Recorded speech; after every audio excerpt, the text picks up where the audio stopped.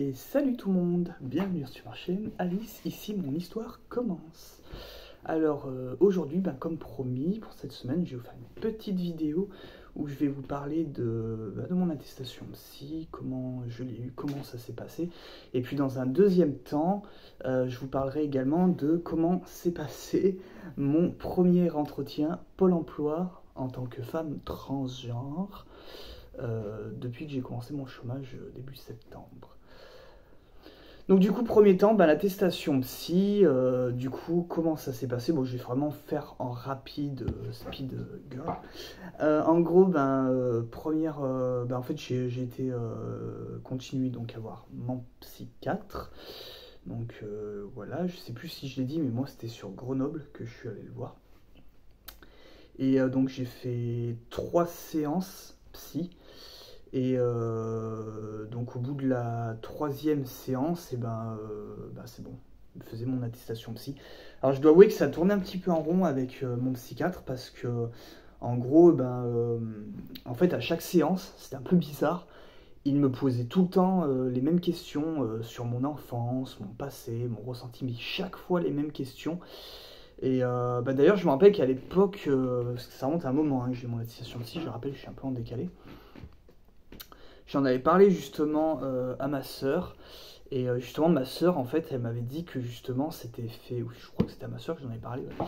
Et elle me disait qu'en fait quand vous allez voir un psychiatre pour l'attestation psy, et en fait c'est fait exprès qu'à chaque séance en fait il va vous poser les mêmes questions tout le temps, parce qu'en fait c'est pour vous tester et voir si en fait en gros à chaque fois vous allez bien sortir la même réponse en fait.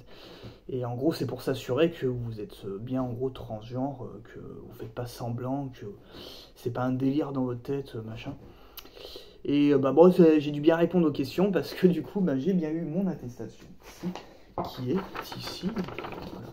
Donc je peux vous lire un petit extrait de ce à quoi ça ressemble. En gros il y a marqué docteur machin trubiluchmoud, psychiatre, psychothérapeute, bon il y a l'adresse, il y a marqué ordre des médecins avec son numéro identifiant, donc il prouve bien que ce n'est pas un document fake. Voilà. Donc c'est marqué Grenoble le 31 mars de l'année 2023.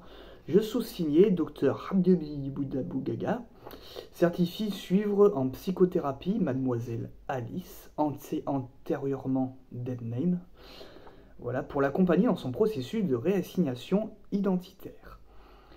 Et en gros, ensuite il y a tout un paragraphe où en gros elle parle de mon enfance, des souvenirs que j'avais dans mon enfance et tout. Elle a vraiment été loin dans l'attestation parce que ouais, c'est carrément, ça parle de tout ce que, de mes souvenirs d'enfance, machin. Après il y a tout un paragraphe en gros où elle explique que j'essaie de m'insérer sur le plan professionnel, chose qui n'est pas facile pour moi parce que j'ai souffert de harcèlement scolaire au collège et au lycée. Donc voilà, après elle parle de mon questionnement par rapport à mon identité de genre. Ensuite elle parle que j'ai fait mon coming out en juillet 2022 auprès de ma famille pour obtenir mon soutien, machin. Voilà, ça explique aussi que j'ai commencé les séances d'épilation laser, machin. Et ouais, à la fin, donc c'est par ça qu'elle conclut, elle met son état de santé est dénué de toute pathologie psychiatrique et physique qui obérerait la mise en place d'une hormonothérapie féminisante. Et après ça met certificat établi pour servir et valoir de droit le 31 mars 2023 à Grenoble. Puis après c'est signé docteur machin truc avec sa signature. Il n'y a pas de tampon par contre. Alors, j'espère que ça posera pas de problème qu'il n'y ait pas de tampon, parce que sinon je vais péter un plomb si je dois retourner voir à Grenoble, parce que maintenant je suis dans la Nièvre et que ça fait super loin Grenoble, donc allô quoi, merci. Enfin bon voilà, et donc du coup voilà, ça aura pris 3 séances à la voir.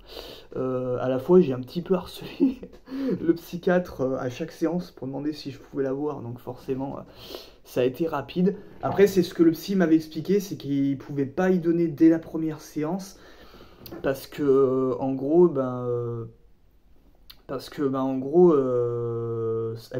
psy en fait prenait le risque de se faire radier de l'ordre des médecins ou je sais plus quoi. Enfin il m'expliquait que c'était un peu risqué pour lui, que c'était en gros pour se couvrir, qu'il voulait pas y donner dès la première séance, qu'il voulait faire quand même plusieurs séances histoire de dire il y a eu un suivi de plusieurs séances et après ce suivi je te donne ton attestation quoi. Donc du coup là maintenant j'ai eu mon attestation. Après malheureusement je n'irai plus voir ce psy, même si je l'adorais, ce qui a été super bien et tout. Parce que bah, maintenant j'habite dans la Nièvre et que Grenoble c'est devenu beaucoup trop loin pour moi. Donc j'aimerais bien retrouver un psy, mais malheureusement dans la Nièvre il n'y a rien, parce que c'est vraiment la campagne. Et les villes les plus proches de la Nièvre, en fait, ben, enfin, en termes de métropole, alors il y a Orléans, mais c'est vrai que j'ai pas regardé là-bas s'il y avait. Mais en tout cas, il y a Dijon et il y a Clermont-Ferrand qui sont les plus près. Et j'ai cherché de fond en comble, j'ai rien trouvé. Il y a que dalle. J'ai rien trouvé du tout. Donc, faudra peut-être que je tente Orléans, parce que c'est vrai que j'ai pas regardé, je crois, sur Orléans ce qu'il y avait. Mais sinon, en dernier recours, ben, j'irai chercher sur Lyon. Lyon, c'est toujours la ville du dernier espoir, la ville où tu es sûr que tu trouveras tout ce qu'il faut. Mais le truc, c'est que quand t'habites pas à côté de Lyon, c'est un petit peu contraignant de devoir aller jusque là-bas. Moi, malheureusement, par exemple, pour l'endocrine, ben, c'est sur Lyon que j'ai trouvé, et ça me fait quand même 2h40 de route pour aller jusque là-bas, donc c'est un petit peu chiant. Et encore pour y aller, parce qu'il faut le temps après de trouver une place de parking, de se garer, de se faufiler dans la ville. Puis il y a le retour à faire derrière aussi. Donc c'est pour ça que d'ailleurs quand j'irai voir mon endocrine, si ça se passe bien et tout, j'essaierai de négocier pour voir s'il y a moyen pour les séances suivantes, différents visios. J'essaierai de négocier, j'espère que ça passera parce que c'est vrai que c'est un peu compliqué quand même de se taper autant de routes et tout si tu dois y aller. Bon, après l'endocrine normalement au début c'est qu'une fois tous les 3 mois, donc ouais, c'est pas non plus contraignant. Donc voilà. Alors ensuite, deuxième partie, Pôle Emploi. Comment ça s'est passé chez Pôle Emploi? Alors Pôle Emploi, comment ça s'est passé chez eux? Eh bien j'y suis allé mercredi, oui c'est ça, mercredi matin. Donc ma copine m'a accompagné parce que j'étais méga boule en ventre, j'étais pas bien et tout. Donc je rappelle, j'habite dans la Nièvre et je suis au Pôle Emploi en fait de Decize, pour préciser. Donc c'est une petite île de la Nièvre qui tourne à 5000 habitants, on n'est pas très loin de Nevers. En fait on est pile entre Nevers et Moulins-sur-Allier, à Decize. On est à 30 minutes de Nevers, 30 minutes de Moulins. Et donc je suis allé à Pôle Emploi et j'étais assez surprise parce que il y avait personne qui attendait, j'étais toute seule en salle d'attente et j'avais quand même rendez-vous à 10h, personne n'attendait. Donc ce qui fait que en fait il y avait une sorte de tablette en fait où il fallait marquer signaler que t'es arrivé, j'ai tapé dessus. Le conseiller il est arrivé tout de suite et tout, pas d'attente. Et donc j'étais assez surprise parce qu'en fait la dernière fois que je suis allé à Pôle Emploi, j'habitais à Saint-Étienne. Parce que j'habitais en métropole avant. J'habitais à Saint-Étienne et à Saint-Étienne, quand il y allait, c'était noir de monde, ça faisait limite la queue jusque dehors en fait. Et encore avant ça, j'avais déjà été à Pôle Emploi et c'était à celui de Montélimar, qui là est une ville, ouais, c'est pas immense, ça fait 40 000 habitants Montélimar. Mais pareil, ça faisait la queue, mais jusque dehors quoi, je sais pas. Donc j'étais vraiment surprise qu'en ayant rendez-vous à 10h, j'étais toute seule dans la salle d'attente, il n'y avait personne. Mais vraiment toute seule. Hein. Limite quand je suis arrivé, j'avais l'impression de réveiller ceux qui étaient à l'accueil, genre qu'est-ce qui se passe, il y a quelqu'un qui arrive. J'avais l'impression de les réveiller tout tellement c'était désert quoi, les couloirs, il n'y avait personne dans le. Ça faisait un grand hall d'entrée, j'étais toute seule comme une conne. Bon du coup là, mon conseiller est arrivé tout de suite et en gros d'emblée, en gros j'ai essayé d'emblée de lui expliquer les choses parce qu'en fait il me laissait pas parler du tout, il était là en gros à me parler de ce qu'il voyait sur mon Pôle Emploi, tout ça. Et d'emblée, j'ai essayé de lui expliquer que du coup, j'étais transgenre. Je lui ai dit, voilà, je suis transgenre MTF. Alors, j'ai essayé vraiment d'y aller direct. Hein. Franchement, j'ai pas essayé de casser les couilles dans les détails et tout. J'y suis allé direct parce qu'en fait, j'ai même pas prononcé mon dead name à un seul moment. J'ai pas mentionné le fait que je me faisais appeler Alice à aucun moment. Et pour essayer de pas trop le perturber, même à aucun moment, j'ai essayé d'employer de sujet, genre il ou elle. J'ai essayé de vraiment parler de manière neutre, de parler vraiment neutre et tout, voilà, pour essayer vraiment de pas trop le perturber. Mais en gros, là, je lui ai expliqué que j'étais transgenre, voilà, MTF, que je faisais une transition d'homme à femme, que j'avais donc des séances d'épilation laser que je faisais donc dans le département de l'Allier, que à cause de ça, que j'allais commencer des rendez-vous endocrinologues à Lyon à partir de la semaine prochaine. Donc en gros, je lui ai expliqué que j'avais quand même des contraintes horaires parce que j'allais être amené à devoir m'absenter des fois pour des rendez-vous médicaux, que par la suite il y allait avoir un changement de nom, un changement d'état civil. En gros, je lui ai expliqué tout ce que j'allais, tout ce qui allait m'arriver, tout ce que j'allais faire, quoi. Et là, complètement, je l'ai senti perturbé, hein, le mec de Pôle Emploi. Il était... en fait, je peux vous faire un peu la tête, vous refaire un peu la tête qu'il a fait quand je lui dis tout ça. Bah, il a regardé l'écran de son ordinateur, il a regardé mon CV, et il a fait que ça. Enfin, il était genre en mode oulala, comment je vais faire, comment je dois gérer ça, quoi. Le mec, il était en panique complet. Et après, je vous rassure tout de suite, je me suis pas fait mégenrer ou quoi, parce que c'est vrai qu'à aucun moment, je sais pas si c'était voulu ou pas, mais à aucun moment il a prononcé les pronoms il ou elle. Donc je sais pas s'il a fait comme moi la technique du rester neutre et tout. Mais en tout cas, je peux vous dire qu'il était assez gentil, voilà, le conseiller, il m'a pas mis mal à l'aise ou quoi que ce soit. Enfin, vous voyez qu'il avait l'air assez ouvert d'esprit et tout. Mais on voyait qu'il connaissait pas du tout le cas des transgenres. Et malheureusement, ça remontait à une actualisation de mon profil d'il y a longtemps. En fait, il y a très très longtemps, en fait, moi j'ai travaillé dans la grande distribution, j'ai toujours travaillé là-dedans. Et il y a très très longtemps, j'avais soumis le vœu que je voulais me réorienter en tant que conductrice, livreuse en fourgon VL et tout. Voilà, parce que je voulais avoir mon indépendance, être tranquille dans mon fourgon, je voulais travailler à la poste à la rigueur. Voilà, pour pas avoir le patron sur le dos, tout ça, quoi. Et c'est vrai qu'il y a une part de moi aussi qui me disait que par rapport à ma transition, ça serait peut-être cool, parce qu'au moins il y aurait personne autour de moi, il y aurait pas d'employés et tout. Donc je serais assez seul, donc je serais pas forcément trop sujette aux moqueries et tout. Et puis j'adore conduire aussi. Et puis donc voilà, et en fait le mec il a vu ça, et en fait il me dit ouais, je vois qu'apparemment vous voulez faire une réorientation en livraison, machin. Et après donc j'essaie de le couper dans l'élan, et je lui dis ben non non, ça remonte à il y a un petit moment et tout. Et je lui dis ben dans le pire des cas, au niveau travail je serais prête éventuellement à continuer la grande distribution, parce que je lui dis c'est là-dedans que j'ai le plus d'expérience de large.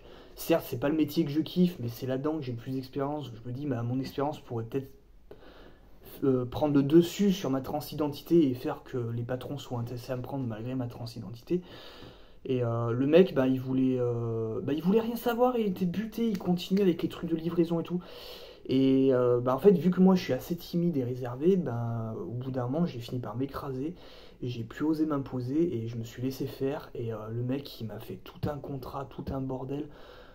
Sur la recherche d'emploi dans le secteur de la livraison, chose que je voulais pas du tout.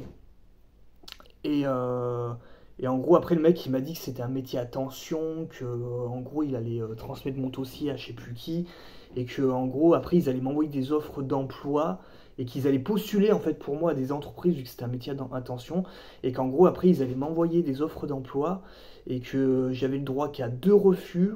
Au bout du troisième, j'étais radié. Bon, le rendez-vous s'est terminé là. Je suis reparti du Pôle emploi, j'étais écroulé parce que je me suis dit, mais quelle conne, quelle conne.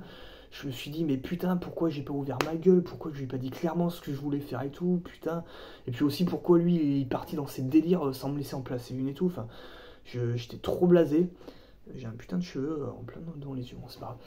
J'étais trop blasé et j'étais super pas bien, enfin, genre limite au bout des larmes et tout.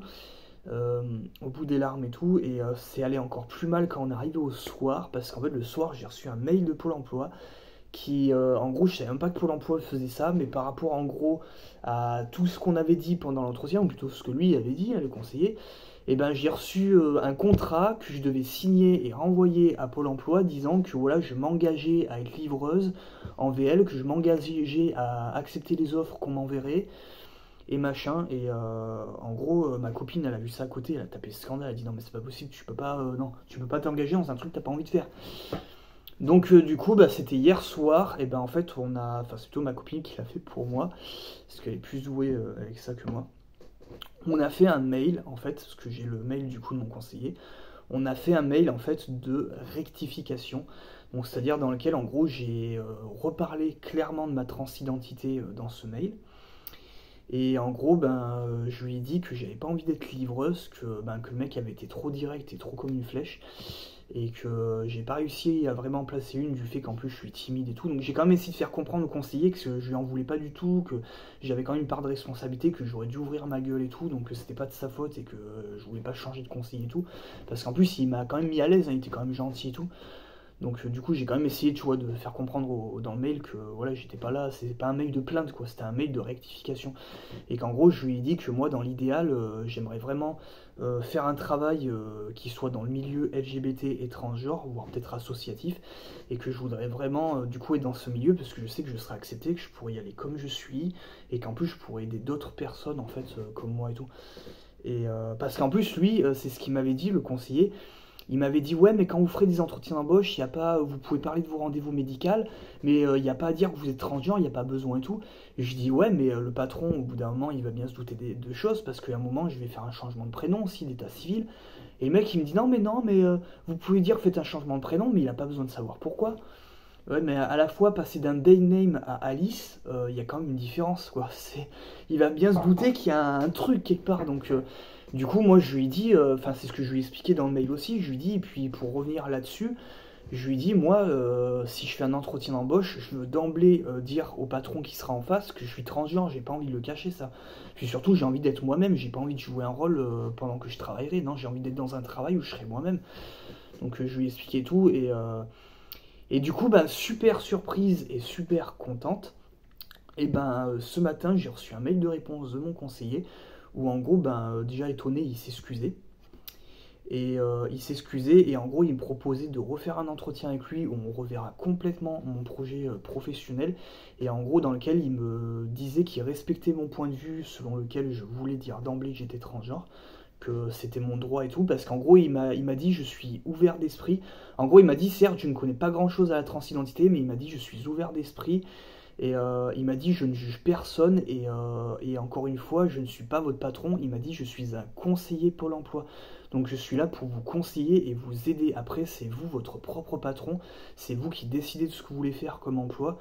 Et en gros il m'a dit si vous voulez travailler dans un milieu LGBT je conçois parfaitement et il m'a dit je ferai tout pour vous aider à accomplir cet objectif. Donc du coup je suis super contente, donc du coup bah, là je vais reprendre rendez-vous avec ce conseiller, je vais rectifier le tir, je vous en parlerai quand j'aurai fait le rendez-vous avec lui, comment ça s'est passé pour ce deuxième rendez-vous.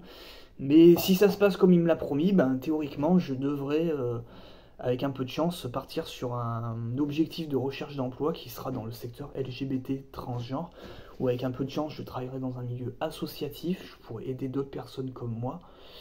Voilà. Après à savoir que de mon côté j'ai un petit peu commencé déjà à postuler à quelques offres en ligne, puisque, en fait, moi, c'est ce que je me suis dit, vu que c'est un peu galère. En fait, mon secteur de recherche, c'est la France entière. C'est-à-dire que je suis prête à redéménager.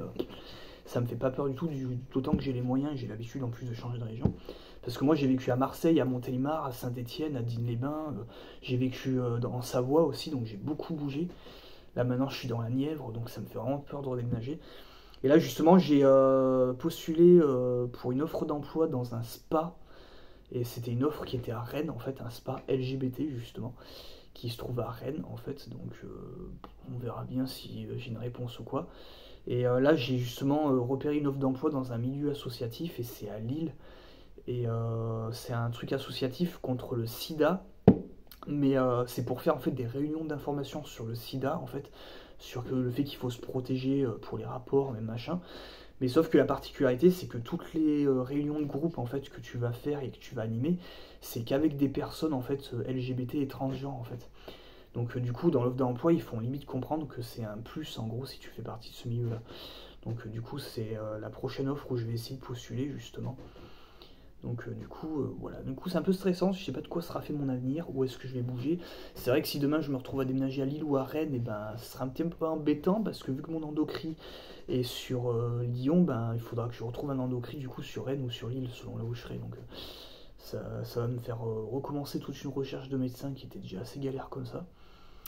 Donc c'est pour ça que j'espère que j'arriverai à trouver un truc sans avoir à déménager.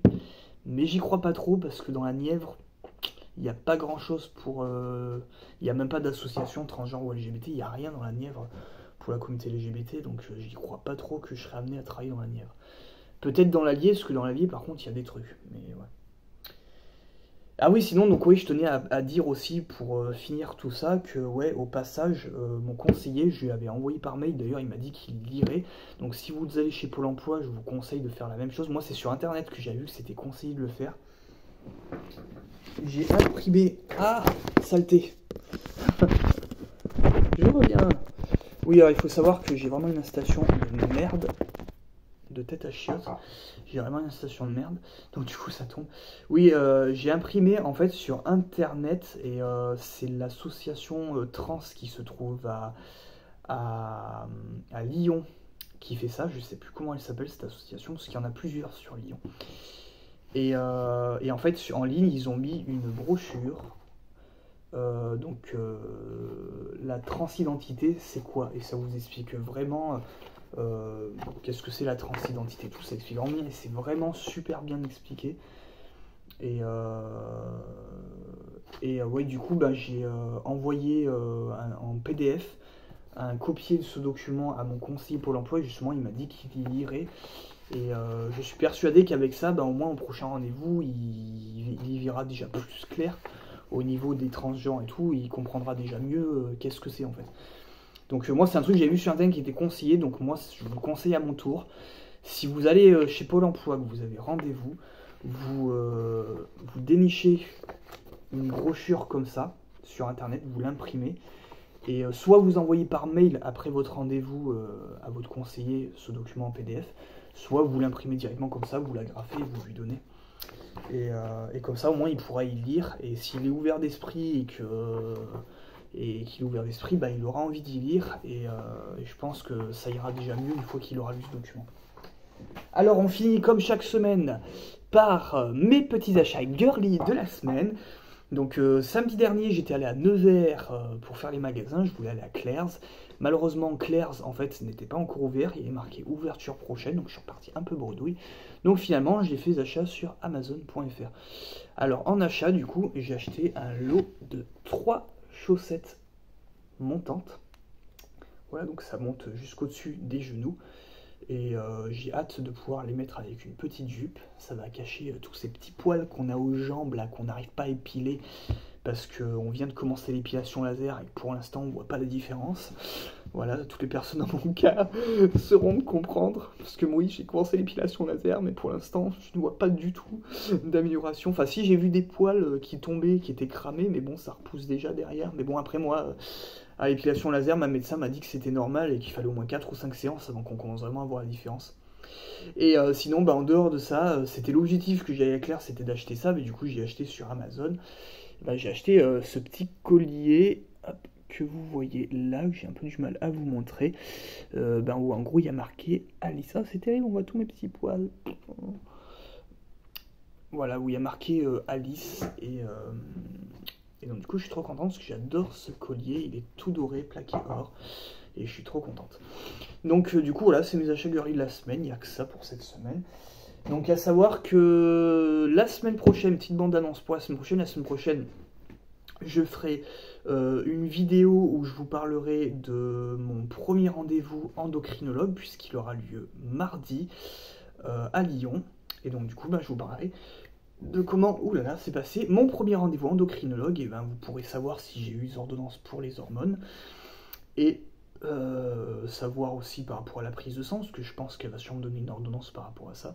Puis après savoir si ça s'est bien passé ou pas, hein. J'espère vraiment que j'aurai mes hormones, ou que j'aurai au moins l'ordonnance pour la prise de sang. Si je peux au moins avoir l'ordonnance pour la prise de sang, je serai déjà contente, parce que je me dirais, si je fais la prise de sang, logiquement, la prochaine étape, elle me donne les hormones.